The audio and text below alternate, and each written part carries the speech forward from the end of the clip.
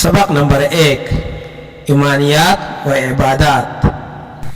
इसमें हम तौहीद, रिसालत और आखिरत के बारे में सवालात व जवाबात करेंगे। नंबर 1, तौहीद के क्या माने हैं?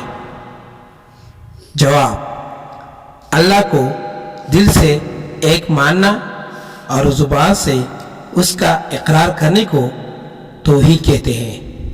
सवाल नंबर 2, इबादत के लायक कौन है?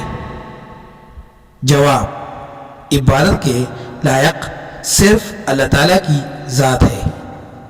सवाल नंबर 3, कलमा तय्यबा के पहले हिस्से का क्या मतलब है? जवाब, अल्लाह के सिवा कोई इबादत के लायक नहीं। सवाल नंबर 4, रसूल किन नबियों को कहते हैं?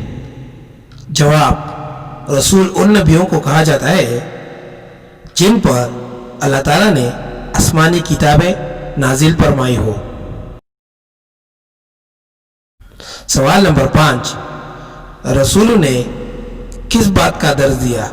जवाब, रसूल ने तौहीद का दर्ज दिया। सवाल नंबर 5, रसूल ने किस चीज से रोका? रसूल ने शिर्क से रोका।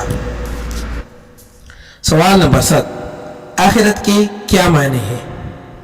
जवाब, जिस दिन हर चीज खत्म हो जाएगी और सिर्फ अल्लाह ताला की ज़ात बाकी रहेगी, उस दिन को हम यौम आखिरत कहते हैं। सवाल नंबर 8, क़यामत के दिन क्या होगा?